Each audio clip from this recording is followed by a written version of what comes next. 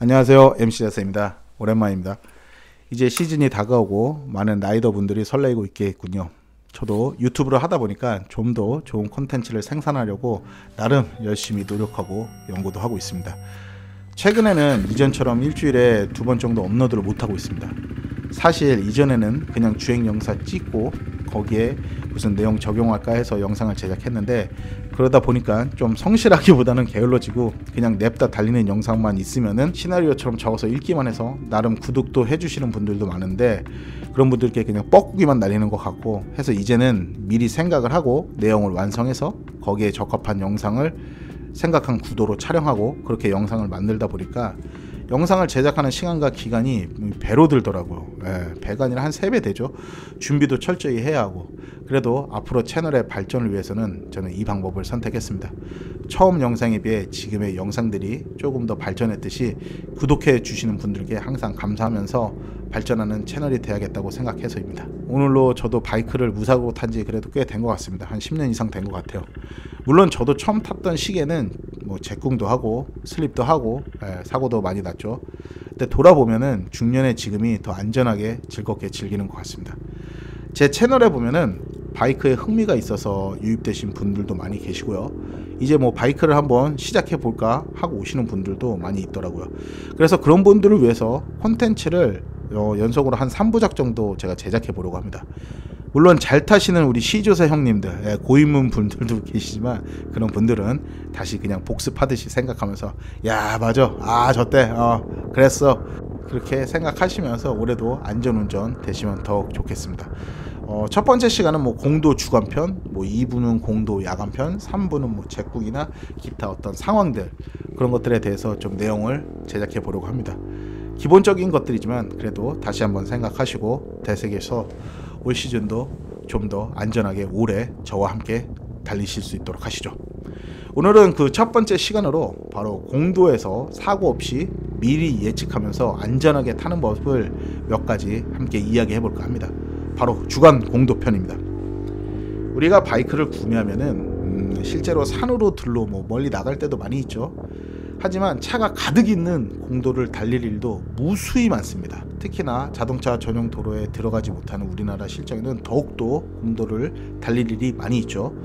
공도는 사실상 굉장히 많은 위험 요소가 존재합니다. 이전과 다르게 지금처럼 차량은 많아졌고 차들은 발전했지만 우리의 법체계는 예전에 머물러 있고, 또 차가 많아지다 보니 운전하는 분들도 많은데 다양한 운전자들도 있고, 그래서 종종 매우 위험한 순간이 많이 찾아옵니다.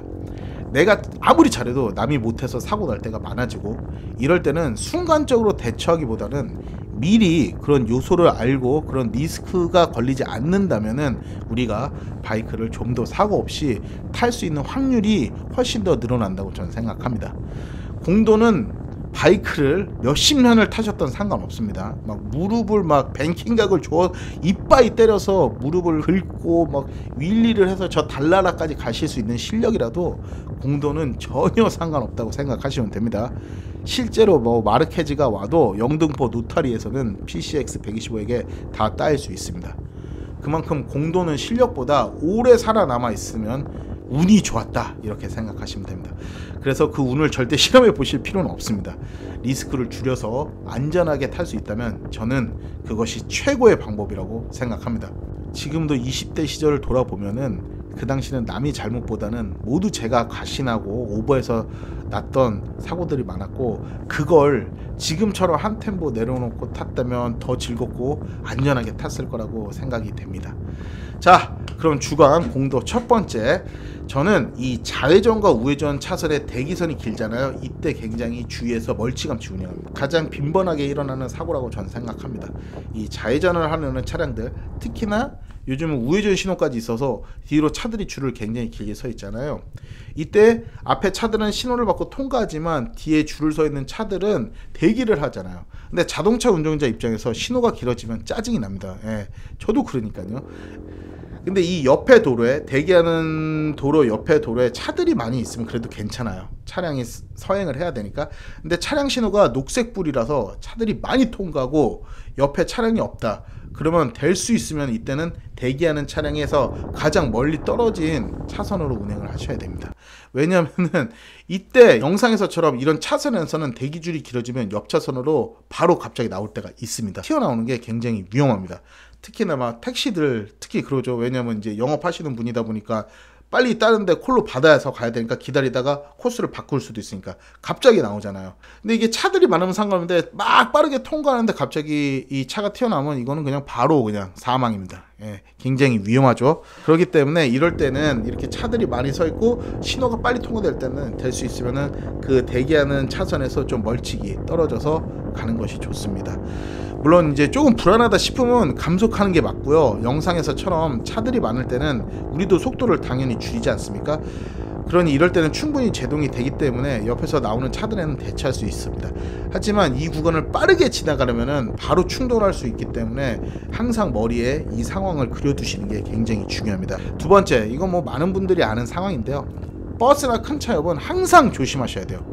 이 큰 차들이 왜 위험하냐면 큰 차 특성상 사각이 굉장히 커서 거기에 오토바이가 보이지 않으면 바로 사고가 직결됩니다. 가끔 바이크를 운행하시다 보면은 이 우회전하는 버스 우측으로 그 작은 공간을 마치 F1 레이싱카처럼 공략해서 통과하시는 분들이 계신데 이거 그냥 요단강 익스프레스 티켓 끊으시는 거나 다름없죠. 예, 굉장히 위험하고 특히나 스쿠터들은 차 사이로 가는 것이 좀 수월하지 않습니까? 그래서 신호 대기 중에 또 큰 트럭이나 큰 차 앞에 바로 앞에 가서 서 계시는 분들이 종종 있는데 이거 역시 매우 위험합니다. 큰 차는 교통이 상황이 원활한 도로에서 될 수 있으면 차라리 빨리 출하는 것이 좋고 교통량이 많은 곳이라면 한 템포 떨어져서 가는 것이 매우 좋습니다. 신호 대기 시 내 바이크가 가장 앞에서 제동을 하면서 신호에 멈춰야 할 때 뒤에 큰 차가 있다면 사이드 미러로 꼭 체크하는 습관을 들이는 것도 좋습니다. 저는 이 습관이 숄더 체크보다 더 중요하다고 생각합니다. 큰 차, 특히나 탑차들을 추월할 때는 바로 뒤에서 갑자기 좌우로 옆으로 추월하시면은 위험한 상황이 이어질 때가 매우 많습니다. 뭐 코너도 그렇지만 이게 블라인드입니다. 앞에 어떤 상황이 있는지 보이지 않기 때문에 절대적으로 차 한 대 간격을 두고 흐름을 보고 추월하셔야 안전합니다. 만약 내가 이 큰 차를 추월해야겠다 하고 옆 차선 진행 시에는 반드시 빠르게 통과하셔야 됩니다. 이때는 과감하게 통과하세요. 우리는 교통법규상 이륜차는 가장 끝차선, 차선을 반으로 나눠서 가장짜리 차속도로로 다니게 돼 있잖아요. 근데 재밌는 게 큰 차도 이렇게 이륜차 같은 도로를 써야 합니다. 이게 사실상 굉장히 유용하죠. 진짜 오토바이가 무슨 예전처럼 50cc 원동기 때 주행능을 가지고 2004년에 있는 것도 아니고, 그래서 우리는 공도에서 알아서 살아남아야 합니다. 세 번째, 터널 및 지하차도 출구는 무조건 감속입니다. 뭐 노들로도 많이 타고 양만장에도 가다 보면은 터널도 많이 있어서 저는 항상 제가 주위 라이더들에게도 환기시켜 주는 부분입니다. 뭐 잠수기에서 올라오는 그 길도 그렇죠. 터널이나 지하도는 이 빨려 들어가는 듯한 느낌 때문에 가속을 많이 하는 게 대부분이에요. 출구에서는 그래도 절대적으로 감속하셔야 합니다. 특히나 이 내려갔다가 약간의 경사도로 이어져서 마지막에 올라가면서 빠져나가는 곳 있죠. 이런 곳은 그냥 절대적으로 감속하셔야 됩니다. 코너와 마찬가지로 앞에서 올라가는 출구 부분에 어떤 이슈가 있는지 절대 모릅니다. 감속하셔서 바이크 오래 타시길 바랍니다. 네 번째, 이거 좀 뭐 자동차나 바이크나 똑같은데 반드시 그럴 놈은 그런다입니다. 이게 바이크나 차나 동일하게 이건 적용됩니다. 앞에서 보면은 무언가 운전을 좀 이상하게 하고 좀 불안하게 하는 상대 차량들이 반드시 있습니다. 근데 이거를 잊지 마세요. 그냥 그럴 땐 감속하시는 게 좋습니다. 이걸 막 억지로 이기려고 막 야 너 뭐야 이럴 때는 이게 넓은 트랙이면 상관없어요. 근데 이 공도는 옆으로 피해서 추월하거나 급가속으로 벗어날 수 없는 상황들이 있습니다. 왜냐하면 반드시 옆에 무슨 이슈가 있기 때문에요. 그래서 영상에서도 보시면 그랬잖아요. 그래서 많은 변수가 있기 때문에 이때는 그냥 감속해서 그냥 보내세요. 그럴 놈은 그러고 거기에 빠져들지 마십시오. 블랙홀입니다. 반드시 그럴 놈은 그러니까 이 사실 잊지 않기 바랍니다. 다섯 번째, 클락션은 이 경적은 폼이 아닙니다. 물론 이 바이크 경적은 매우 소리도 작아요. 하지만 그래도 사용하라고 있는 겁니다. 항상 자신의 습관에 여기는 좀 위험하다 그런 부분은 경적을 살짝 빵빵 내 위치를 알리는 것이 매우 좋습니다. 그러니까 빵 비켜 이게 아니라 나 여기 있어 이렇게 사용하시는 게 좋습니다. 특히나 저는 이 기능을 좀 지방도로에서 매우 잘 사용해요. 지방도는 차가 드물잖아요. 그래서 차도 빨리 달리고, 그래서 가끔 차량이 이 비보호 좌회전처럼 갑자기 옆에서 들어오는 경우가 많이 있습니다. 이게 굉장히 위험한 상황이고요. 이 사고는 그냥 사망입니다. 앞에 반대 차선에 차량이 회전을 하려고 있으면은 무조건 좀 속도를 줄이시면서 크락션으로 나 여기 가고 있어 이렇게 신호주고 통과하시는 게 좋습니다. 뭐 보면은 가끔 일명 훅가시라는 스네칭 공회전 이렇게 하시는 분들이 있는데 저는 이게 의미가 없다고 생각해요. 그렇게 웅 하고 달리는 동안 웅 하는 게 아니거든요. 웅 하고 달리다가 동력이 있는데 웅 하면 들리니까 동력을 끊고 그렇게 스네칭을 하는데 이게 뭔 소용이 있나요? 이미 흐름을 수월하게 보내는 게 아니고 서로 뒤엉킨 상황에서 그건 화내는 것 뿐이잖아요. 일정 속도로 앞에 위험 요소가 나오려고 하면은 감속을 하거나 나 여기 있어 내 위치를 미리 알리고 재빠르게 통과하는 것이 그게 좋은 방법이죠. 네. 그래서 사고는 미리 방지가 중요하지 그 상황에서 해봐야 늦은 것이라고 저는 생각합니다. 자, 마지막으로 이 모든 것을 포괄적으로 넣어서 제일 중요한 거는 자신의 바이크의 제동거리와 제동력을 잘 컨트롤하는 것입니다. 제가 보기에 바이크를 잘 타는 사람이란 이 제동을 얼마나 잘하느냐가 저는 좌우한다고 생각합니다. 완벽히 달리고 서는 것을 잘하는 라이더야말로 이 기계를 잘 다룬다고 생각하기 때문입니다. 더불어 말씀드리면 공도에서는 기어 이 시프트를 다운할 때 정석처럼 클러치 없이 내기는 거의 불가능한 수준이 비일비재합니다. 클러치 잡고 갑자기 내려야 할 순간도 많이 있습니다. 그렇기에 항상 앞차와의 거리를 내가 컨트롤할 수 있는 상태에서 운행해야 안전하게 오래 탈 수 있습니다. 가끔 뭐 ABS 터졌다 하고 말씀하시는 분들이 많이 있습니다. ABS가 터졌다, 작동했다는 뜻은 뒤지기 일부 직전이었다 아닌가요? 될 수 있으면 ABS가 터지지 않고 그 전에 안전하게 제동하는 것이 더 오래 타는 좋은 방법이 아닌가 생각합니다.